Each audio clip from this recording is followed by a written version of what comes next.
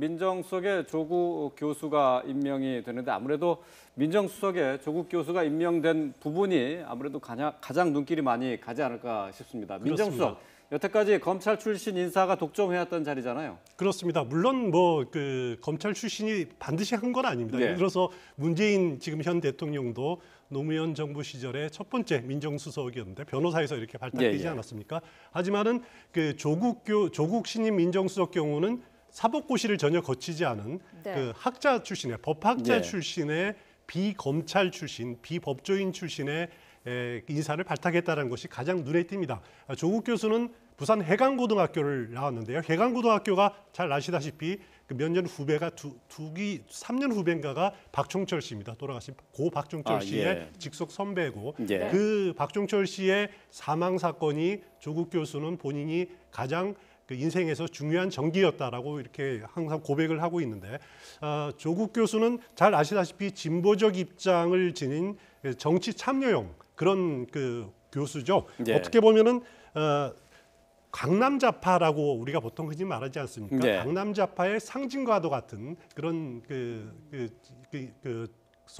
교수인데 대학 시절에는 지금 뭐 임종석 실장이 주사파다 아니다라고 논란이 있지만은 지금 상당히 다른 입장을 취했습니다. 그 당시에 주체 사상을 수입했던 김영환 씨에 대해서 주체 사상 비판이라는 그런 팜플렛을 쓰기도 했고요. 같이 그때 이제 진중권 교수라든가 같이 쓰기도 해서 상당히 기존의 NL 계열과는 다른 입장을 취했던 그런 그 학생 운동 경력을 지내고 있고요.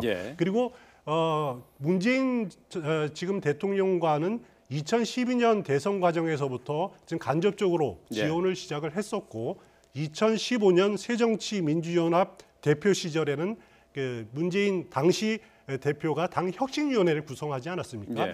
거기에서 혁신위원으로서 당 혁신을 위해서 문재인 당시 대표를 적극적으로 지원하는 그런 역할을 했었고요. 이번 대통령 선거 과정에서도 공식적인 직책은 맡지 않았습니다만은 그 문재인 후보의 프리허그 행사, 홍대 앞에서 진행된 프리허그 행사의 사회를 보는 등 이렇게 옆에서 지원을 한 그런 인연을 가지고 있습니다.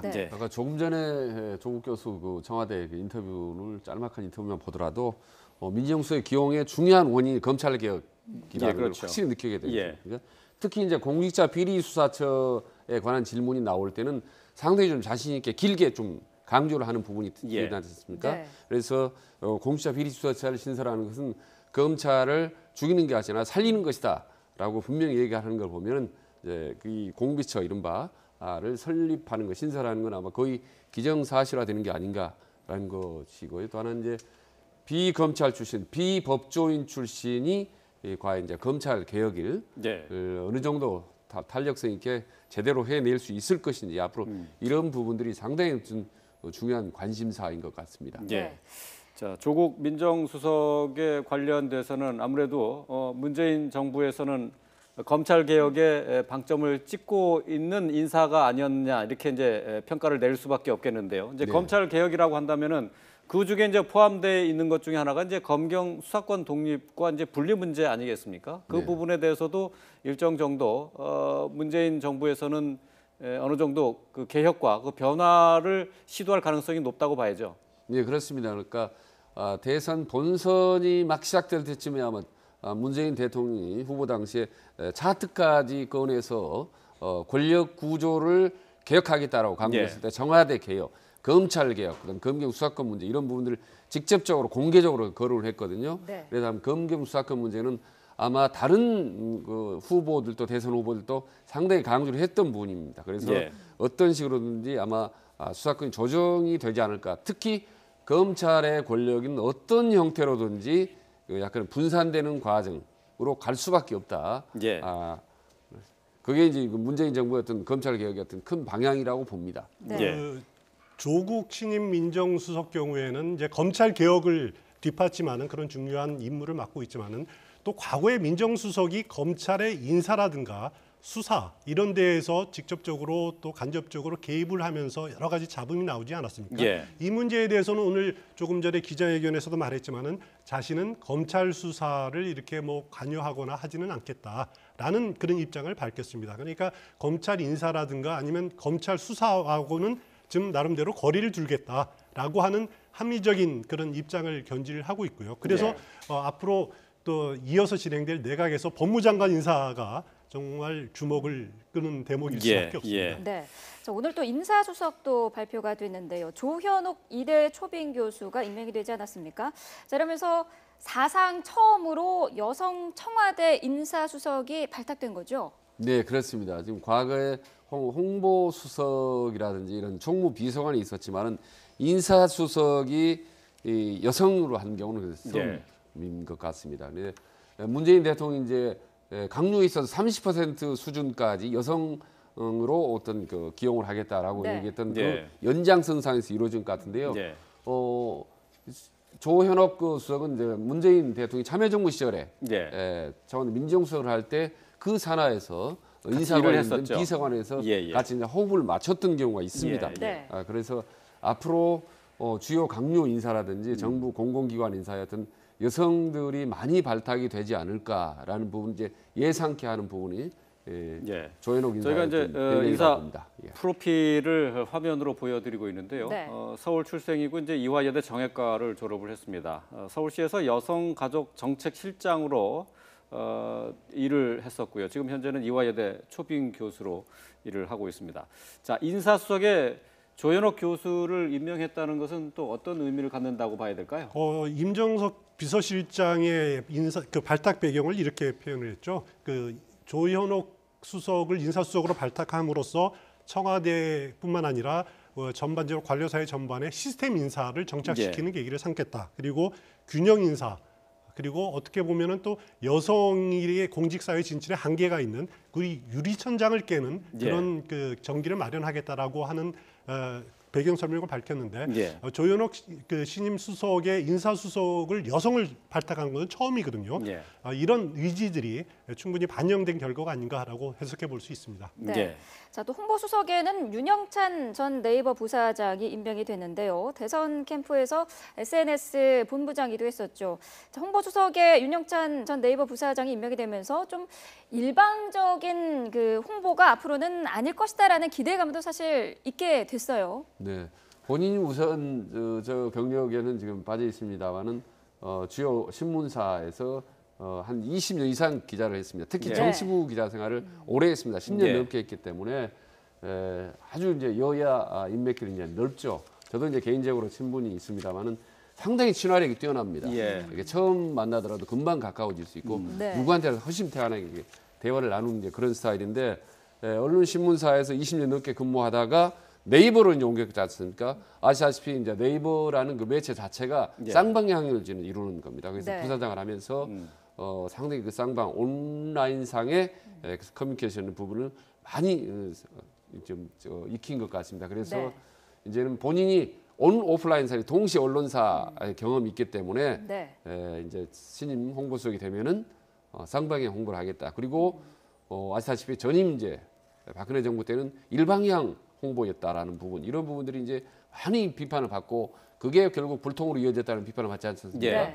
그런 점에서 아마 새로운 정부에서 문재인 정부에서 홍보가 올 오프라인 상에서 다양화되고 상당히 좀 쌍방향으로 활발하게 좀 소통이 이루어질 것으로 한번 기대를 해봅니다. 홍보수석의 역할이 뭐 어느 때보다도 더 이제 중요한 때가 됐습니다. 기자로서 현장을 누볐었고요. 또 네이버라는 인터넷 포털에서도 일을 했었기 때문에 홍보수석으로서는 적합한 인물이 아닌가 싶기도 하고요. 그렇습니다. 특히 이제 온 오프라인을 이렇게 넘나들 수 있다라는 것, 그것이 굉장한 강점이죠.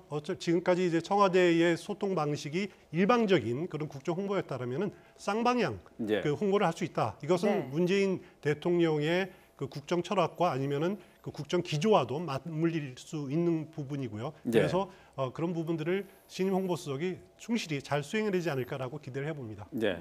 마지막으로 임정석 비서실장이 이제 밝힌 총무비서관의 인사는 이정도 기재부 심의관입니다. 여태까지 이제 총무비서관이 임명이 되는 것은 이제 대통령의 최측근으로 보통 임명이 돼 왔었는데요. 좀 이례적이라고 할 수 있나요? 가장 눈에 띄는 인사가 아닌가 싶습니다. 오늘 발표한 인사 중에서 네. 일반적으로는 그 총무비서관의 양정철 전 비서관, 그 어떻게 보면은 그 문재인 대통령과 아주 측근거리에 있는 양정철 전 비서관이 임명될 것 아닌가라는 것이 일반적인 예상이었습니다만은 그런 예상을 깨고 그 공무원 출신을 임명을 했는데 그 총무비서관 자리가 어떤 자리냐면 과거 이제 총무수석까지도 이렇게 그 두고기도 했습니다라면 청와대의 살림, 그러니까 예산, 인사 또 아니면 전산 시스템 이런 모든 것을 지고 있는 어떻게 보면 고간의 주인과 같은 안방 주인과 같은 역할을 하는 역이거든요. 그렇기 때문에 현직 대통령과 굉장히 긴밀한 관계를 맺고 있는 사람을 임명하는 것이 일반적이었는데 그걸 깼다라는 것 자체가 시스템으로 그 청와대의 관리를 하겠다. 예산 전문가를 특히 했다라는 것은 청와대 예산이라든가 이런 부분들을 투명하게 관리하겠다라는 그런 의지를 보여주는 것이 아닌가라고 해석해 볼 수 있습니다. 네. 자, 청와대의 비서관 인선도 오늘 이제 이틀째 추가로 발표가 되는데요. 전반적으로 인선을 어떻게 평가할 수 있을까요? 일부는 조금 그 파격적인 인사도 좀 있는 것 같은데요. 네, 그러니까 지금 비서실장을 비롯해서요 오늘 발표한 민정수석이라든지 인사수석, 홍보수석 대부분 그동안에 언론에 예고된 인사였습니다. 네. 그런 점에서 이제 앞으로도 인사들이 예측 가능한 그런 인사가 이루어지지 않을까 싶습니다. 과거 역대 대통령, 특히 이제 김영삼 정부 시절 이후부터 보면 이제 깜짝 인사들이 많이 있었지 않습니까? 그래서 깜짝깜짝 놀라게 했던 그런 인사들인데 그런 깜짝 인사가 성공한 사례가 사실은 많지가 않습니다. 의외로. 왜냐하면 그동안에 검증이 되지 않았기 때문에. 그리고도 그러나 이번 같은 경우는 예측한 인사였다는 점에서 상당히 긍정적인 점수를 주는데 다만 그중에 이제 총무비서관 조금 전에 말씀하셨다시피는 상당히 좀 의외의 인물인 것 같다라는 생각이 있습니다. 근데 총무비서관 아시다시피 이제 뭐 전임 정권에서 뭐 문고리 3인방 그래서 이재만 여러분들이 너무 뭐 귀에 익은 이름이지 않습니까? 그런 부정적인 이미지가 강한 총무비서관 자리에 순수 공무원 출신을 기용했다라는 점이 보면 역시 문재인 대통령이 앞으로 모든 걸 시스템으로 움직이고 정상적인 그런 채널 체계를 통해서 국정을 운영하겠다라는 그런 의지가 읽히는 인사라고 볼 수가 있겠습니다. 자, 문재인 대통령은 어제 취임사에서 이렇게 밝혔습니다. 대통령의 제왕적 권력을 최대한 나누겠다. 또 그리고 권력기관은 정치로부터 완전히 독립시키겠다. 오늘 청와대 인사에서도 그러한 포부가 일부 반영이 되지 않았나 그렇게 조심스럽게 평가를 해볼 수 있겠습니다. 자, 청와대 인선과 관련한 내용들을 함께 짚어봤습니다. 최진 대통령 리더십 연구원장, 추은호 YTN 해설과 함께 분석해봤습니다. 고맙습니다. 고맙습니다. 맞습니다.